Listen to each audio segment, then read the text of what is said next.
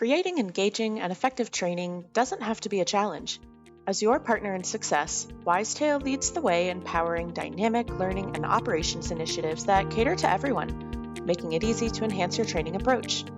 To help you navigate this, Wisetail is offering a special guide to help you assess, implement, and elevate your L&D initiatives to boost engagement. It's the perfect tool to start optimizing your programs today. Visit wisetail.com/elevate to claim your exclusive guide and start creating exceptional learning experiences. Anytime, anywhere.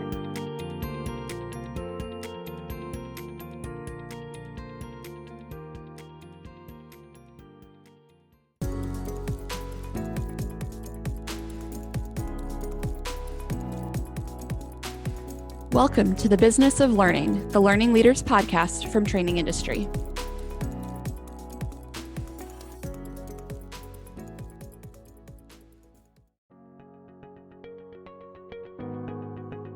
Hi, and welcome back to the Business of Learning. I'm Michelle Eggleston-Schwartz, Editor-in-Chief at Training Industry. And I'm Sarah Gallo, a Senior Editor.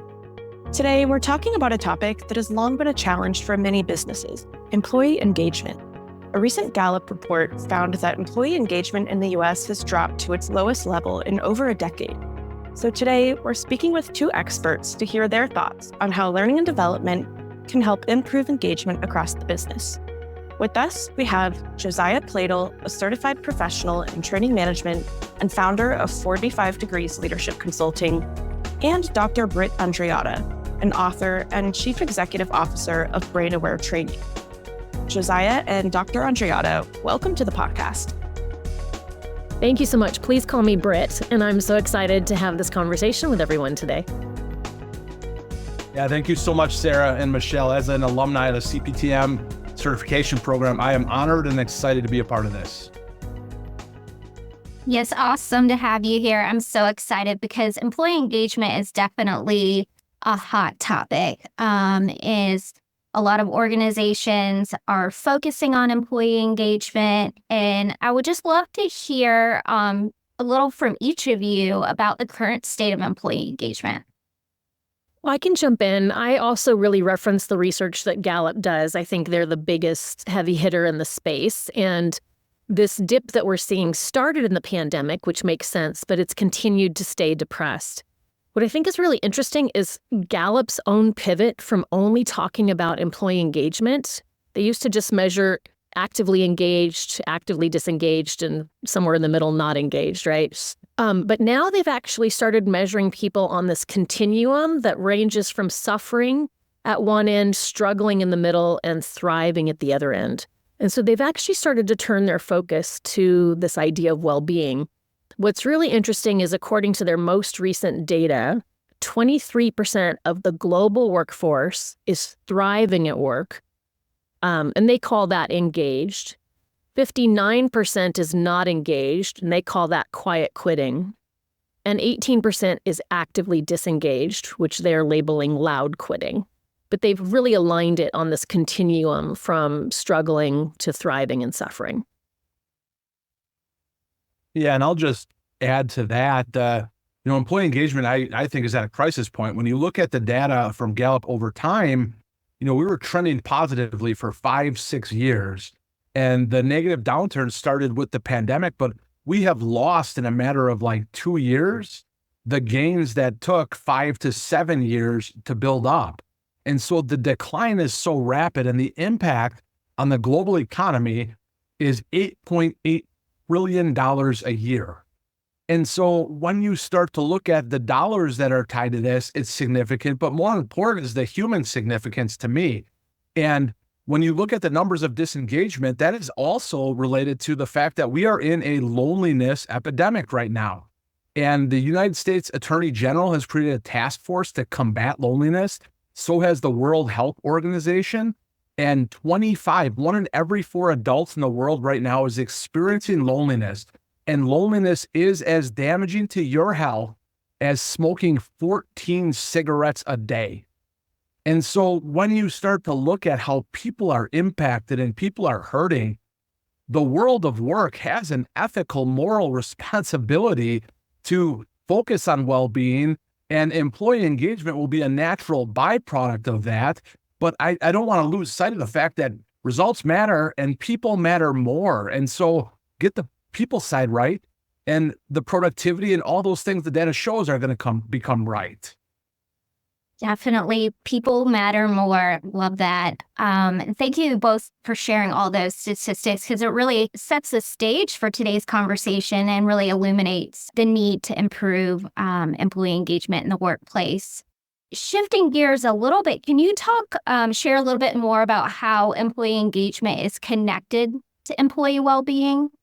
Absolutely. Again, Gallup has brought this focus, but they discovered that only 21% of employees feel that their organization cares about their well-being. And I think some of this started during the pandemic, right? Like how organizations took care of their workforces, how transparent they were, how flexible they were. But I also think it really highlighted, or it broke kind of the trust that many employees feel with their places of work. And they started to really feel like, oh, I'm just a number here, and they want me to put my everything into this work, which a lot of employees did during the pandemic. Some companies had their best years ever. But then the rewards weren't there for the employees. Their care wasn't there. We do know a couple things, that when employees strongly agree that their employer cares about their well-being, they're 69% less likely to actively search for a new job. So it's really going to impact your turnover numbers. 71% less likely to report experiencing burnout, 36% more likely to be thriving, 5 times more likely to trust their leadership and also advocate for their organization as a great place to work.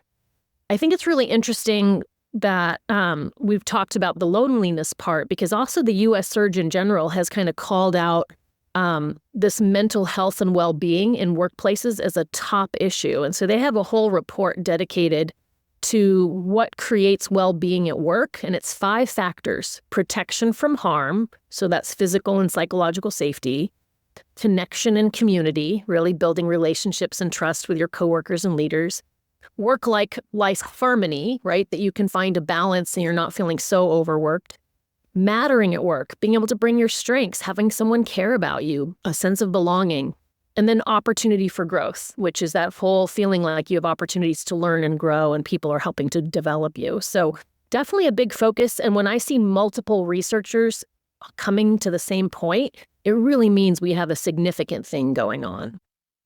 Yeah, that's really interesting that you brought up those points, because there is a lot of overlap to just Maslow's hierarchy of needs in what contributes to well-being in the workplace. When you look at the safety, belonging, the esteem, the self-actualization, like I heard all of those in those like pillars of what well-being looks like.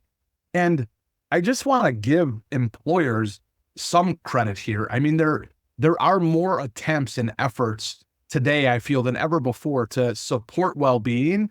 And I think there's opportunity to make that more significant with things that actually matter in relationship to those pillars. And you hear the joke all the time, like, well-being is not about pizza parties and health club memberships. And it's not. And I think most employers get that and are doing a better job. And it really, really levels up when you start to look at identifying ways to give people what they need the most and value the most. And the thing that always comes top of the order is time. And so understanding that PTO and time to volunteer and time to work in the community, and if you can give people time and incorporate meaning to that effort that goes with that as far as giving back, you really, really start to hit on those ideas of what we need according to Maslow as people, and then what the health organization says people need from the workplace as far as well-being as well. Great to hear that more companies really are viewing this as a business priority and a people priority for their organizations. And I think we also know that it's easier said than done, right? So I'd love if you could all touch on maybe some of those key factors that can really lead to low employee engagement. What do those look like? Yeah, I mean, really, there's a kind of a list of the top 10, and poor managers is number 1. And if you think about it, managers control 90% of their employees' experience of an organization. It's their daily words and actions that shape their sense of safety, how they get messages that the company cares for them, even the information or the tools they need to do their job successfully. So number one is and always will be the quality of your managers. Tied to that is lack of recognition is number two, poor communication number three, number four is lack of career growth, number five is lack of training and development opportunities, 6 is lack of tools and resources, down at number 7 is low pay. These other things matter more. Number 8, not getting to use your strengths or having challenging work. Number 9, excessive workload. And number 10, lack of collaboration. And I just want to highlight excessive workload a little bit. When we think about, well-being is not like throwing a lot of money at wellness programs. While those can be wonderful, I love this quote that comes out of Oxford. They have a Center for Wellbeing Research. It says, if the workload is heavy and the work culture is toxic, the organization is understaffed, what can a training program on mindfulness really do for employees? And I think it's really important that we've got to make sure that we're not creating toxic workplaces, that we're creating, thriving environments where people really feel like they matter. And that really falls to your managers. So you've got to make sure that your managers have the training and the skills to do that well. I agree completely. And when you go through that list of what you just mentioned, Britt, is they all tie back to leadership. And so you talk about collaboration, communication, recognition, managers, like all of those things come back to leadership. And so understanding that there has been a breakdown in the way that we have elevated people into leadership positions for a long time that has been unfair to the leader and the employee, in the regard that when I talk to organizations, this comes up all the time. They were a great individual contributor, and now they're struggling as a leader. Okay, well, those tasks and things that they did efficiently, did any of those relate to managing people? And it's never a yes, right? And so if you're asking people to do something without proper support, training, development, mentoring, guidance, it is going to lead to what you mentioned, Britt, as a toxic work environment. And when you put people in that, and I am here to say, I don't have the specific research, but I would wager that a manager has more impact on somebody's mental and physical health than their spouse, than their primary care physician, than their therapist, because the challenges that come from work, you are bringing your whole self with you everywhere you go. And when you come home, that toxic environment is coming with you. And I applaud you if you say it's not.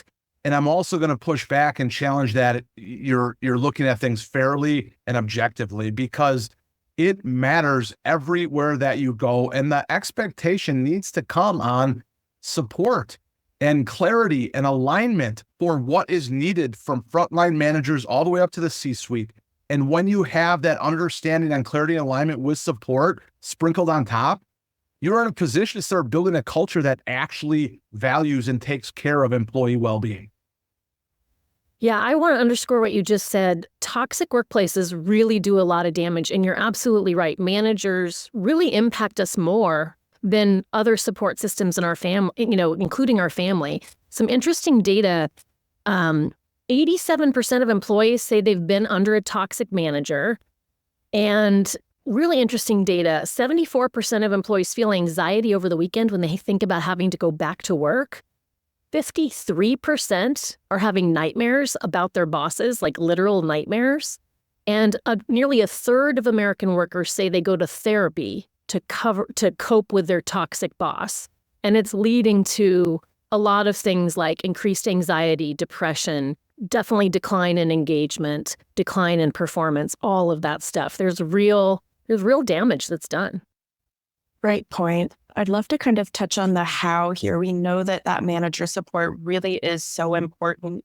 So how can managers really better support professional development and increase engagement as a result for their team members, in addition to their wellness and well-being? I can jump in here. I think when we think about what do managers need, their first focus should be on creating an environment of psychological safety. That the research shows that's really the biggest differentiator between teams that are thriving versus those that are not. This requires managers to have emotional intelligence skills, understand the drivers of engagement and well-being, if people have those, they tend to not act in toxic ways, right? So we really need to pick the right people to be managers and then give them the training so that they can up-level these skills. And then their role is to really get to know their individual people, right? Understand their strengths and their sense of purpose and what well-being means to them. And then feel empowered to make those adjustments to their tasks or to their role to really maximize that person's satisfaction in that role and the strengths that they can bring to the workplace. So it's really, invest in your managers. It's the best investment you can make because it's going to have this ripple effect across the whole organization. Josiah, what would you add? Because I know you see this frontline a lot in your work too. Yeah, I think you're exactly right, is that the hard part of leadership is that you own everything, right? You own the wins, the losses, you own the environment, you own the culture. And so when you're looking at, learning and professional development happening, people have to be in a position to learn and grow. And if you are worried about toxicity and having nightmares and all of those pieces, you are not going to be in a position, no matter how big time the production is of this learning and development experience. Like, people are worried about their core on that basic needs of safety and those things, and not in a spot to learn. So your idea of managers creating a culture that is healthy as far as workplace culture is the foundation. And managers can really begin to look. You touched on emotional intelligence and the value of that. And it really is not just about learning, but executing and understanding empathy, self-regulation, self-awareness, all of those pieces that managers need to understand how to implement and execute. And then you can start to get into what you talked about is, we create we do needs assessments in the L&D world, and we identify gaps and we build programs around that. And it's really, really important to get the voice of the customer and to get understanding of what the people want as a whole, but then also on the individual level, and offer kind of personal tailored experiences to people. And that can be internally, externally. There are so many resources to learn and provide learning and development opportunities. But when it becomes tailored to a person's interests, objectives, goals, then they are more bought in. I mean, I had to sit through so many bloodborne pathogen trainings, and I had zero interest in being there. I was in no position to learn. Like, I understand I had to for the basic blocking and tackling needs. And at the same time, we provide learning and development experiences that are not that, but similar to that, where it's a prescribed, one size fits all learning opportunity. And you are not going to get engagement no matter how many great icebreakers you do, how many interactive activities you do. Like, if people aren't bought in and see what's in it for me, they're not going to seek value in it. So first is the culture and the leadership that is provided to build the sense of safety, belonging, psychological safety, to open people's minds to learning, and then identifying what they want to learn and need to learn that's going to add value to them and the organization at the same time. Thank you both for sharing. I feel like we could fill an entire episode on this topic alone on the manager's role in improving employee engagement. Thank you both for sharing. I would like to kind of circle back to a point that you made earlier, Britt, when you talked about a lack of training opportunities as a key factor in low employee engagement. And so I'd like to kind of talk a little bit more about how developing a learning culture in that environment, how that can really improve employee engagement, and kind of to also touch on how can our listeners begin to cultivate a learning culture for their own organizations.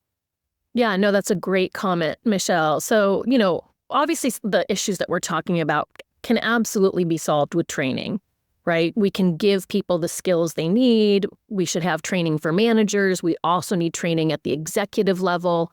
We need training for employees.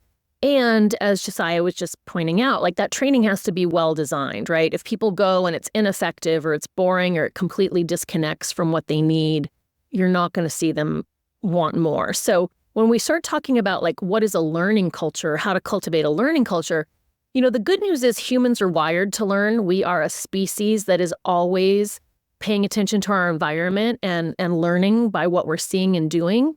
But we want to be intentional about that, right? Like if you constantly see your senior executives violating the values and the norms of the organization or not behaving in ways that are inspirational, you learn that this organization has a lot of hypocrisy in it. You learn that challenging your boss is going to get you knocked down, and so you don't have psychological safety. So learning is happening all the time. What I love about thinking about a culture of learning is where you're intentionally saying, we are going to lean in to continuous improvement. And we see everything that's unfolding as an opportunity to figure out how we could do it better. It's not a culture of blame and shame. It's a culture of we're constantly learning. How do we get intentional about that? It includes things like how your executives talk about learning and sharing their own lessons that they're learning and being more vulnerable about, hey guys, I made a mistake over here, but here's how I'm fixing it. Or I'm learning this too. Let's do that together. It also matters how they invest in the learning function, giving appropriate staffing and resources so that team can do its job. It's also like leveraging knowledge sharing. There's a lot of expertise and wisdom among your employees. So do they have opportunities and channels to share that, learning in the flow of work, sharing best practices with each other? That really matters too. And then, of course, engaging in a process where not only do we have a robust learning catalog available to people, but we believe that it matters. So we encourage people by expecting a certain number of learning hours. We don't expect them to do learning on their lunch hour, on their own time, but we consider it an important part of doing their job. Those are all factors that matter. Josiah, what would you add to that? I think you're very, very much spot on. And it starts at the top. And, when what you touched on, Britt, about how, we can identify a core value of continuous improvement or growth mindset. And then you have to act that way though. And the problem with culture is that when it's most difficult to protect your culture is when it's also most important. And so as a leader, you can be in a situation where something is wrong and it's emotionally jarring in a charged, high stress environment. And it is so easy to attack and blame. And that erodes your culture significantly. And then you start to get into this idea of like toxic positivity where, we talk about this and act like it's all great, but I feel differently and my feelings and experiences are different than what we talk about. And so when you have a senior level executive team that embraces learning and talks openly about learning, and then more importantly, shows up to learning and development opportunities in the room with people below them on the org chart, like that is when you start to really build that culture. And then it comes down to internal marketing. And the L&D department has a role in this, in how they package, market, and utilize their messaging. And it becomes, the core thing I learned as a learning development manager was everybody wants training until it's time to do the training. And so getting people to those sessions is a challenge, and that's on you to grow in content marketing and to position things more than just an announcement of when, where, why, and what, right? Like you have to tie it into behavior change that drives results. And so when you start to position your marketing as far as behaviors that will change outcomes, people are going to be more open to it. And then you got to support it. It has to be during the workday. It can't be on lunchtime. It can't be a lunch and learn. That is not acceptable when you're going to take people's personal time to try and squeeze in L&D. Like that's showing you're not committed to it. And so I'm not committed to giving you my time, but I will steal from your personal time to do this. That is not commitment and learning. And so when you have the physical pieces in place for coverage, for time away from the job, to handle people stepping away and engaging, and then also support then of, okay, you just spent an hour in training. Now we're going to work in an hour of like focused work time where you can have coverage again and go catch up on your emails and balance, the thing people always say is I'm here and I love learning, but I have a job out there that's still going on even though I'm not there. And so understanding that there are, residual costs and impacts more than just the time in the training room that people need support on to fully establish a learning culture. And when you start to get all of those pieces together, then it's exactly what Britt said. Then you got to execute, right? Now you're the learning development team and the lights are on, the seats are full, and it's showtime, it's go time, and bring value and identify how this applies to the behaviors in their role and how that behavior can change measurable results. And you start to create, this meaning that is more than just a, yes, I would recommend this training to a colleague, right? Like now it adds value to my role, to my career, to my goals, to my team. When can I sign up again, right? Like when you start to see that real life value, that is how you increase engagement. And that's how you drive that culture of continuous learning. Such great points there. I love all of those. And like you said, Josiah, it really does start at the top and really making learning that business priority and part of the employee's workday, not just expecting them to learn on their one lunch hour, like you said. Well, we'll be right back after a brief message from our sponsor. As a training professional, your job is to effectively manage the business of learning. You probably listen to this podcast to gain insights on L&D trends being used by some of the most innovative thought leaders in our market. But did you know that Training Industry also provides data-driven analysis and best practices through our premium research reports? Our entire catalog, including reports on topics such as deconstructing 70-20-10, women's access to leadership development, learner preferences, and the state of the training market, just to name a few, can be found at trainingindustry.com/shop research. New insights create new ways for L&D to do business. Let Training Industry Research Reports assist you in taking your learning initiatives to new heights. Go to trainingindustry.com/shop research to view our entire catalog. We know that low engagement often leads to increased turnover, which is another big challenge for companies today. How can training professionals help create career pathways or other growth opportunities that we know today's employees are looking for? Yeah, that's a great question. I mean, I'm going to continue to, harp on this message that first priority, create great managers, right? Because if you do that, a lot of this other stuff is solved. But employees absolutely also need the ability to craft their own journey and advocate for their own career development. So I would say, programs that help them identify their strengths and further develop their strengths is really useful. That they can identify a couple areas where maybe they aren't as strong and they want to lean in and develop that skill. So a conversation around, what strengths are you leveraging? What's an area you want to grow on this year? Like everyone should always have a learning goal for something that they want to improve or gain. I also think it's really important to talk about feedback. Oftentimes we have training for managers on how to give feedback. Some of that's good, some of it's not good. I would highly recommend everyone look at the research from the author of the book, Thanks for the Feedback, because there's actually emotional triggers that often happen to people when they're getting feedback. And when you understand what those are, you're better at delivering feedback.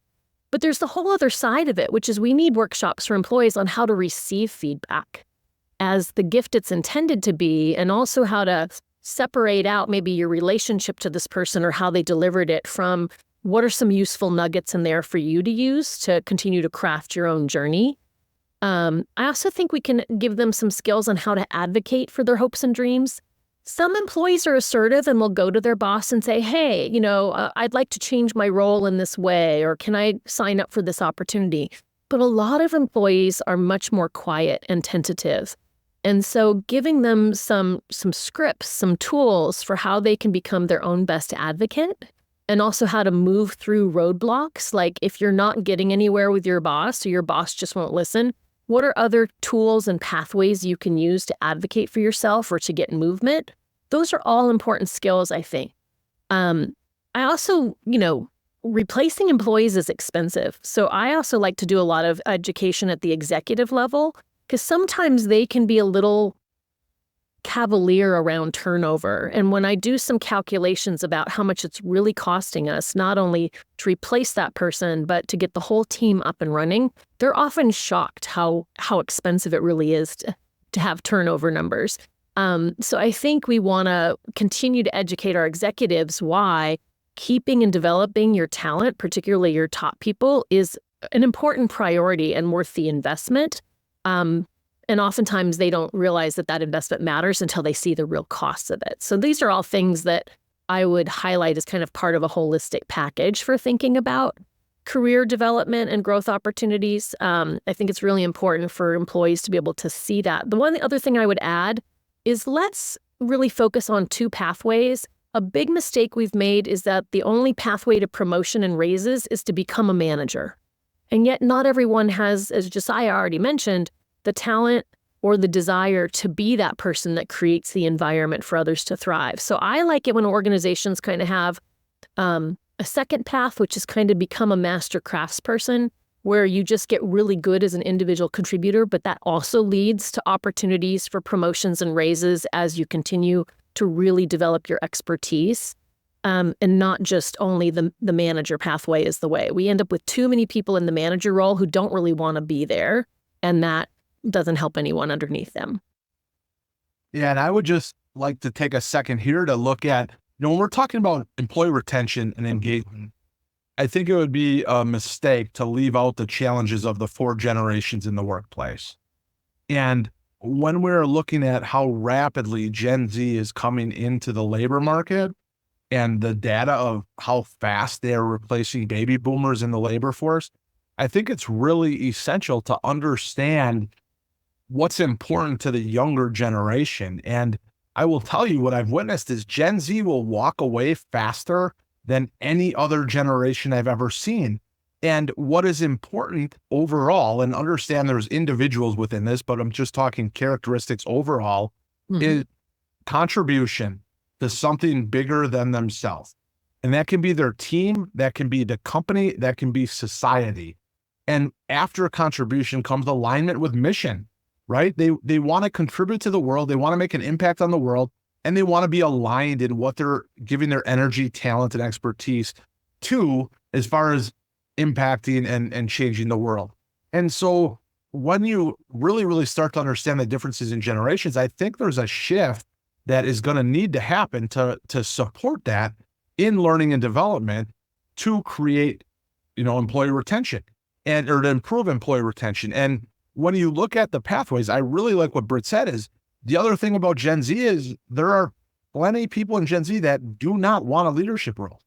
And when you look at their life experience and coming into the world in the Great Recession of 2008 and then into the pandemic, and they've seen the challenges of leadership, they've seen the attacks on TV, social media. And so there's a lot of sentiment of certain people that are like, I want opportunity, but I don't want that opportunity.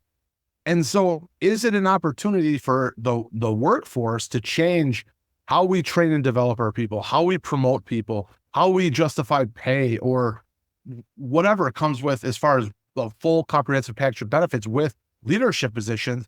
Because I can tell you this, there are often times where a leader leaves and nobody really knows the impact, right? Somebody steps up and the machine keeps moving. But when that excellent individual contributor goes with all that tribal knowledge, that's wearing 5 different hats because they know everything, everybody feels that impact and it hurts. And so looking at ways to align professional development with contribution. And so that has some place in mentorship pieces. It has places in structured like stretch opportunities or stretch projects where you're giving an opportunity to learn and develop along with ramping up contribution to something bigger than the individual.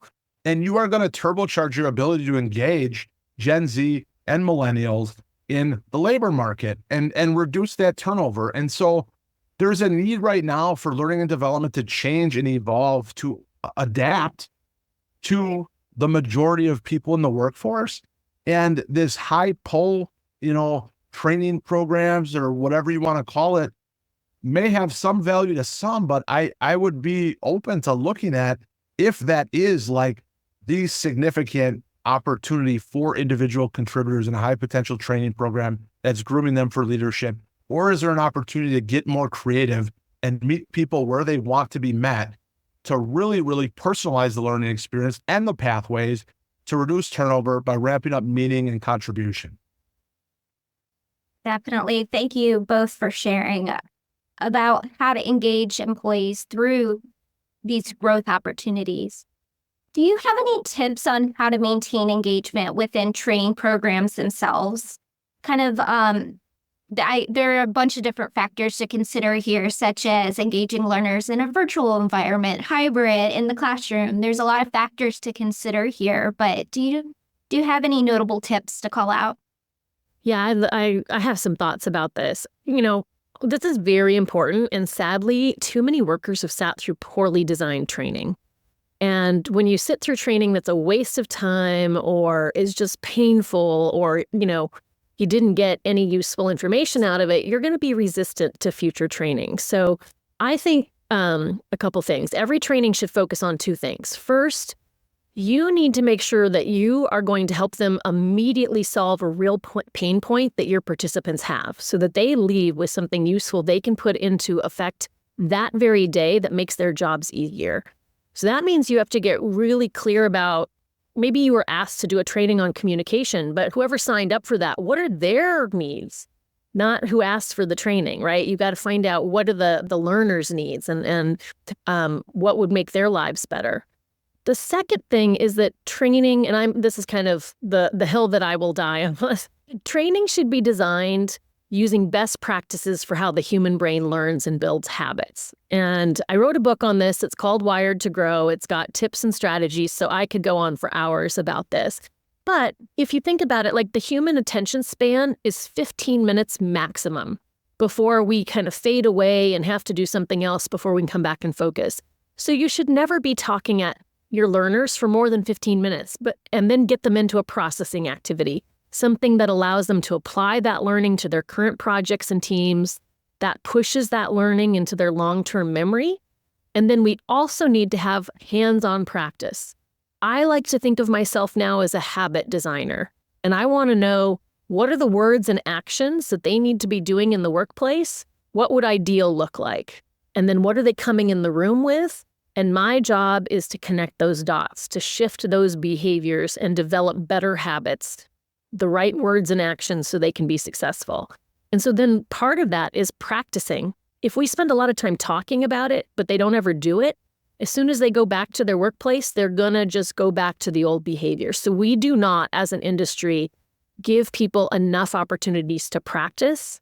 The research is really clear. It's 40 to 50 repetitions on average of a behavior before it becomes a habit. And so we got to do that at least 10 times in the room or through some post-learning activities, right? So we really need to align with how the body changes behaviors. The good news is the body's designed to do it. The bad news is we don't always leverage how the human brain and body works. So that would be something I would focus on. Yeah, those are really valuable insights. And I'm going to start this off with what might be a hot take in the L&D world is that I do not see value in hybrid training. It is too difficult to facilitate in a way that engages. It's impossible to run, what Britt talked about as far as application activities in a meaningful way while you're facilitating an in-person group and a virtual group. And you can leverage technology and create ways to make it doable. And I don't think you can at the same time make it engaging for everybody as far as the activity and then the share out. And so I adopted that I'm going to commit one way or the other. This is either all in person or it's all virtual, and we'll give everybody accessibility from remote employees to, on-site employees. But you have to commit to one way to have a chance of providing engagement.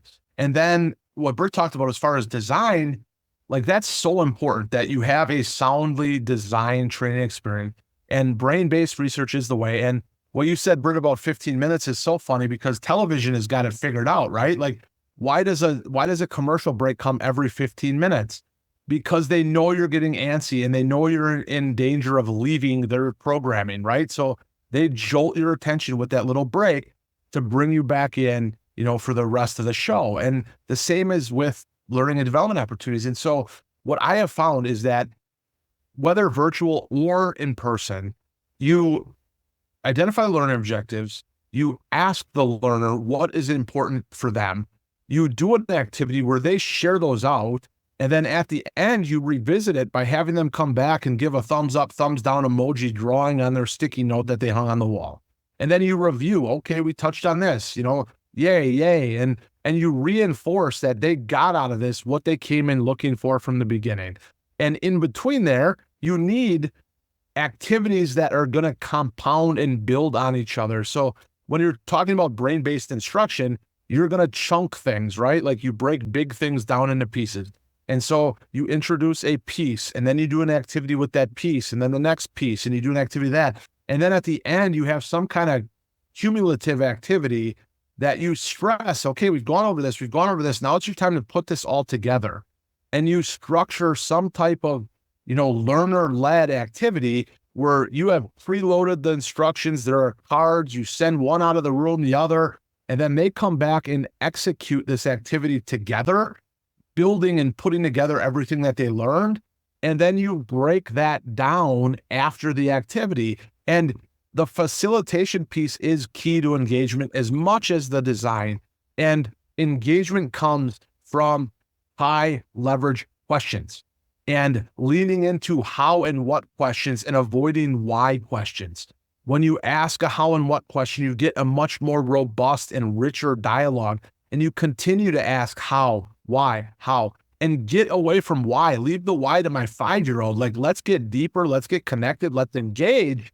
And you have to own that as the facilitator. And so when you start to do that and start to ask people, can you tell me more? I would love to hear about this. How would this impact you in your daily, role? How would this impact the results that you could bring? How would this change your team dynamics? And you start to get those discussions going. And you have to be skilled at moderating, right? You don't want to turn into a vent session because people will be quick to vent and complain about, the challenges. But you have to facilitate in a way that you're digging deep, keeping it productive, keeping it in the lens of learning rather than complaining, and focus on growth. And when you pair all of those things together, in person, there's movement opportunities, online, leverage technology. A simple shared Google Doc in a breakout room on Zoom is an effective way to conduct a group activity. And then you come back together and you share out each Google Doc and they present to the group. And so leveraging technology, there's ways to do polls. There's ways to have people in a Jamboard and create Post-it notes that they can move around just like they would on the giant Post-it note on a wall in-person training. And so you can structure similar activities in a remote environment as you can in person if you leverage technology, if you get deliberate and commit to activity rather than sit and get learning. And when you start to build that, you talked before about a culture of learning. When people know that they're going to get that every time they show up, they want to come. When it's tied back to their behaviors in their workplace, their impact on their people, they want to come.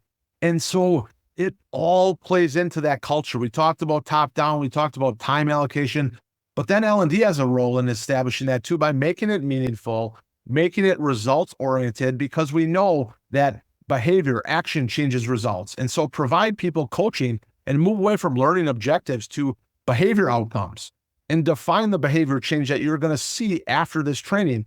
And then you start to create this meaning and you start to build this workplace culture of learning, and then things start to take off. I love those tips. Those facilitation skills really are huge for both in-person and virtual programs, for sure. Well, we've covered a lot of ground today, but what's one step that our listeners can take after this conversation to really begin tackling low engagement in their own organizations? I would say if you want like the biggest bang for your buck, go back and analyze your manager training. It should be holistic. It should cover topics that managers need, like developing people, coaching, emotional intelligence, psychological safety, collaboration, driving execution.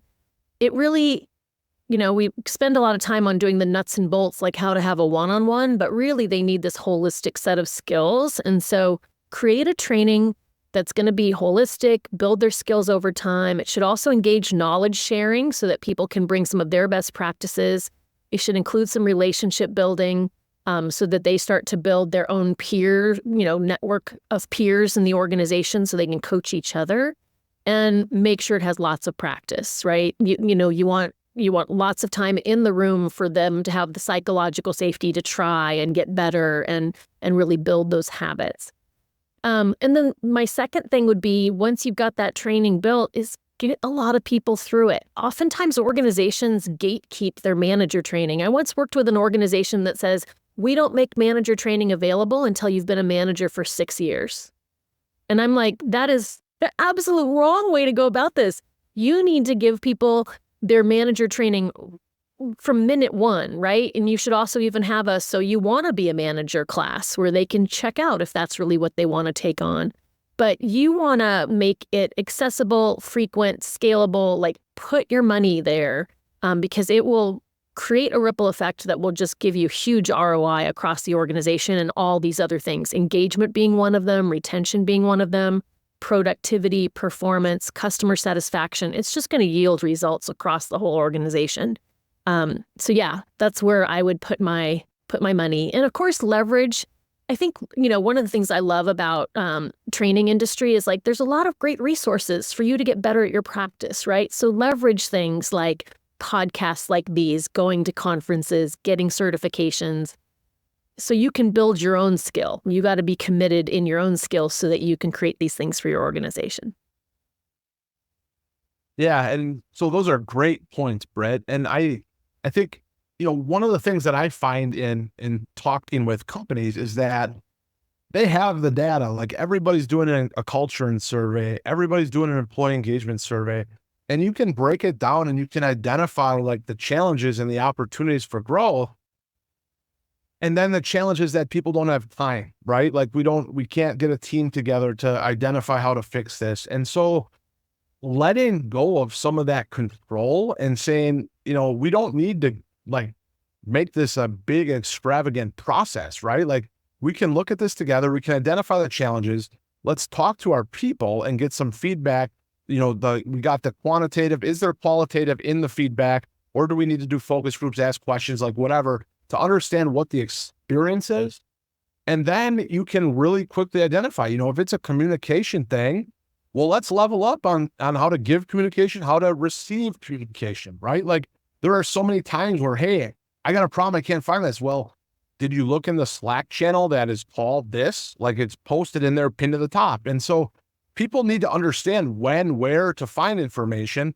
And then you also have to have people giving it in the way. And so you have to kind of triangulate how you're going to identify attacking these growth areas, because you mentioned, thanks for the feedback. That's a life-changing book for me. And when you said it, I started like smiling ear to ear because it is so powerful. But that book tackles feedback from both areas, like the giving and the receiving and what happens. And so when you start to identify these areas, identify some quick wins and implement, execute, get momentum, because momentum then builds confidence, which then builds bolder action. And when you have the momentum, the confidence to bolder action, your training professionals are going to take more risks to drive like meaningful learning opportunities, but so are your learners, because they've seen the success, they've felt it, they've experienced it. And so just get the low-hanging fruit, and that may need to be evolved and to grow. And most likely, I'll promise you it will be, but don't chase perfection, just chase progress and embrace and give people grace and space to work at this together and allow them to honor and elevate each other as they learn together. And you will start to see results in engagement brought to you by your learning and development team if you let the people do what they're there to do and what they're passionate about, rather than getting it bogged down in bureaucracy. Yeah. Don't chase perfection, chase progress. I love that's a good inspirational note to end on here. So with that, Britt and Josiah, thank you so much for speaking with us today on the podcast. How can our listeners get in touch if they'd like to reach out after the episode? Oh, thank you. And I've loved this conversation. It's been great connecting. And I just love all of us engaging in how can we do things better. For me, I'm active on LinkedIn, so people can find me there and follow me there. And then my two websites, one is my name, brittandreatta.com, and my company is brainawaretraining.com. I'm also very active on LinkedIn. I post every day at 6 a.m. Central Standard Time around executing emotional intelligence in your leadership. Please give me a follow. You can also check me out for more specific services on my website, which is 45degreesleadership.com. And there's more from the business side of it, but jump on LinkedIn. I post every morning. There's content that is actionable on how to connect your head to your heart, and join in on the conversation. LinkedIn is as powerful as you choose to make it. There's tremendous learning opportunities there. So engage, dive in, grow, show up. I'd be honored to give you and offer you a seat at the table. For more resources on L&D's role in employee engagement and on similar topics, visit the show notes for this episode at trainingindustry.com/trainingindustrypodcast. And if you enjoyed this episode, let us know, rate or review us wherever you listen to your podcasts. Until next time. If you have feedback about this episode or would like to suggest a topic for a future program, email us at info@trainingindustry.com or use the Contact Us page at trainingindustry.com. Thanks for listening to the Training Industry Podcast.